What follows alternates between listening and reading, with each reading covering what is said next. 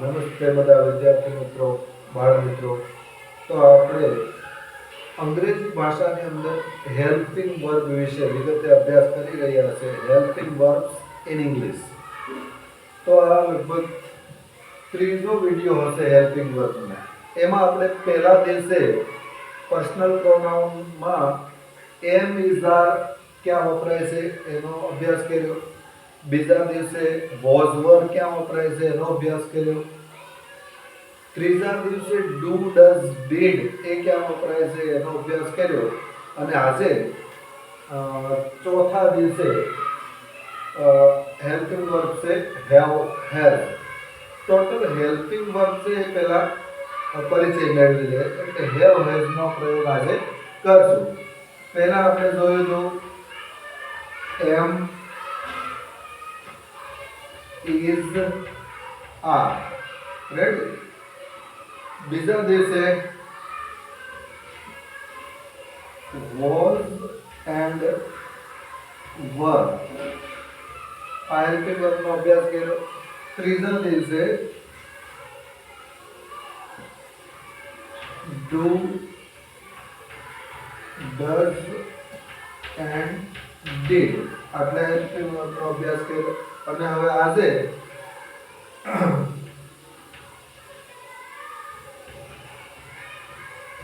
have and has.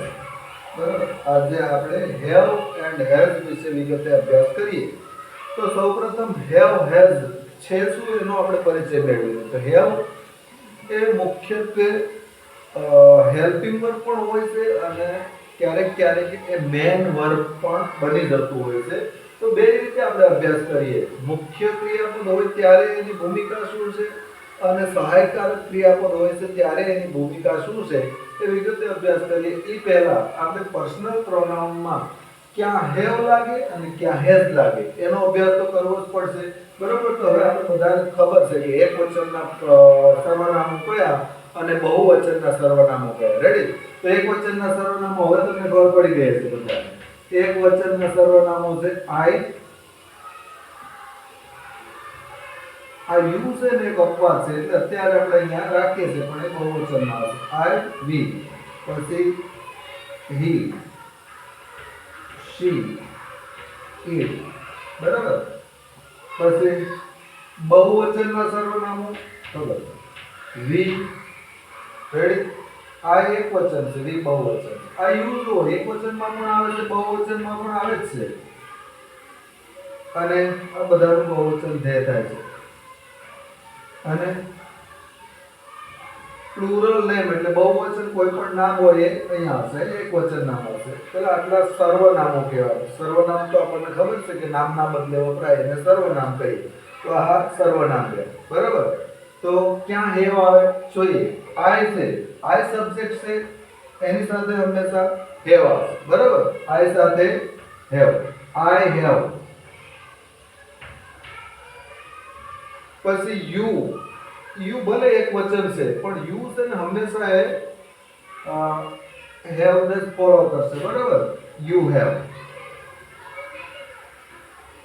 શી. હવે જો આ ત્રીજો પુરુષ. અહીંયા ત્રીજા પુરુષમાં છે ને ફેરફાર હોય છે. આપણે પહેલા દિવસે એવિઝારમાં પણ જોયું હતું, વોઝ વર્બમાં પણ જોયું હતું અને હેવ હેઝમાં પણ. તો ત્રીજો પુરુષ એક વચન છે, થર્ડ પર્સન સિંગ્યુલર, ત્યારે હેઝ આવશે. કેમ? ક્રિયાપદમાં આપણે ત્રીજા પુરુષ એક વચનમાં એસ અને ઈએસ લગાડીએ એમ જ બસ અહીંયા હેવ છે એમાંથી આ વી ને કાઢો અને એસ લગાડી દઈએ તો હેઝ બનશે. હેઝ. તો અહીંયા હેવ નહીં પણ હી, શી, ઇટ અને કોઈ નામ હશે સિંગ્યુલર નામ, નેમ, એક્સ વાય ઝેડ. બરોબર. રામ, શ્યામ, મોહન, સોહન કોઈ પણ નામ હશે એક વચન ત્યારે એની સાથે હેઝ આવે. એટલે he has, she has, it has, name એટલે રામ હેઝ. તો આ બધા સાથે જોયું. આઈ હેવ, યુ હેવ, આ ત્રણેય ચારે સાથે હેઝ. અને અહીંયા વી છે બહુવચન છે તો ત્યાં ઓલરેડી હેવ આવશે. યુ છે હેવ આવશે. યુ તો એક વચન હોય કે બહુવચન હોય હેવ જ આવશે. ધે સાથે હંમેશા હેવ આવશે. તો અહીંયા નિયમ શું બન્યો? જો બધા સાથે હેવ દેખાય છે, માત્ર ત્રીજો પુરુષ એક વચનમાં હેઝ આવશે. બરાબર. કાલે આપણે જોયું એમાં થોડોક ચેન્જીસ હતો. કાલે ડુ ડઝ ડીડ માં આપણે ત્રીજા પુરુષ એક વચનમાં જેવી રીતના ડઝ મૂક્યું એવી જ રીતના હેવ હેઝ માંથી ત્રીજા પુરુષ એક વચનમાં હેઝ આવશે, બાકી બધે હેવ છે. આટલું ક્લિયર થઈ ગયું? બસ હવે સંપૂર્ણ આપણે હેવ હેઝ એ છે શું એને વિગતે સમજીએ. તો હેવ છે ને એની બે ભૂમિકા છે.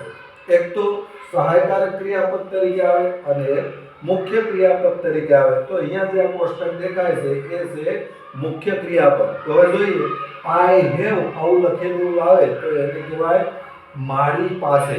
બરાબર. વી હેવ તો અમારી પાસે, યુ હેવ તારી પાસે, યુ હેવ તમારી પાસે. ટૂંકમાં પાસે અર્થ થાય છે. હી હેઝ તેની પાસે, શી હેઝ તેણીની પાસે, ઇટ હેઝ તેની પાસે, નાન્યતર જાતિ પશુ પક્ષી વગેરે નિર્જીવ વસ્તુ. નેમ કોઈ પણ નામ, રામ હેઝ રામ પાસે.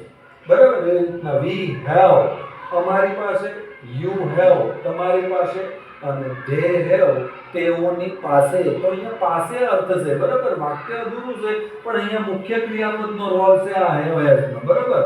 હવે એ ક્યારેક ક્યારેક સહાયકારક ક્રિયાપદ પણ બની જતું હોય છે. દાખલા તરીકે એવું વાક્ય હોય છે, એક વાક્ય લખું છું.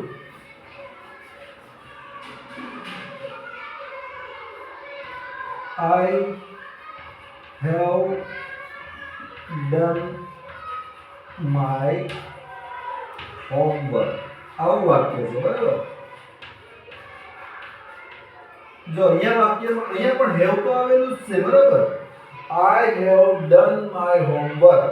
તો અહીંયા તમે જુઓ તો ક્રિયાપદ ખરેખર તો ડુ એનું V3 ડન થઈ ગયું. અહીંયા મુખ્ય ક્રિયાપદ આ છે. તો આ મુખ્ય ક્રિયાપદ રહેતું નથી હવે, કારણ કે એક વાક્યમાં જ્યારે બે ક્રિયાપદ આપે ને ત્યારે આ હેવ હેઝ છે ગૌણ બની જાય, સહાયકારક છે. અહીંયા મેન ક્રિયાપદ નથી, અહીંયા તો આ સહાયકારક છે. અહીંયા તો મુખ્ય ક્રિયાપદ ડન છે. આનો મતલબ થાય છે કે ભાઈ મેં મારું હોમવર્ક પૂરું કરી લીધું. બરાબર. તો અહીંયા ડન છે આ મુખ્ય ક્રિયાપદ છે, જ્યારે હેવ છે સહાયકારક ક્રિયાપદ એટલે કે હેલ્પિંગ વર્ક છે. અને એ સહાયકારક ક્રિયાપદ બનાવવું તો વાક્યમાં થોડો ફરક પડે છે. જુઓ તમે દાખલા તરીકે આઈ હેવ અ મોબાઈલ. બરાબર. આ વાક્ય જુઓ તમે, આમાં તમને કોઈ ક્રિયાપદ જોવા નહીં મળે. આ આઈ છે સર્વનામ છે, આ મોબાઈલ નાઉન છે. ક્રિયાપદ નથી ક્યાંય, માત્ર આ જ ક્રિયાપદ છે. એટલે એ એકલું સિંગલ આવ્યું છે એટલે એનો મુખ્ય રોલ છે, એટલે એ મુખ્ય ક્રિયાપદ બન્યું.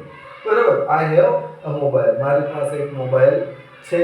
તો આ યુનિટ એ મુખ્ય ક્રિયાપદ છે, જ્યારે આ વાક્યમાં છે એ ગૌણ સહાયકારક ક્રિયાપદ છે, કારણ કે ઓલરેડી બીજું ક્રિયાપદ છે અને આમાં બીજું ક્રિયાપદ નથી. તો આ હેવ હેઝ છે આનો આવો રોલ હોય છે. બરાબર. હવે સબ્જેક્ટ બદલીએ તો જોઈએ આપણે દાખલા તરીકે હી ખાલી જગ્યા મની. બરાબર. આ ખાલી જગ્યામાં આપણે હેવ હેઝ માંથી એક રૂપ મૂકીએ તો શું આવે? Have has. Ready. Have has આપણે સર્વનામ જોઈ લીધા છે. કોની સાથે શું આવે છે આ તમે મને કયો કમેન્ટમાં કે હી કરતા છે હેવ હેઝ માંથી હી સાથે કયું હેલ્પિંગ વર્ક આવે એ તમારે મને કહેવાનું છે. રેડી. ધન્યવાદ.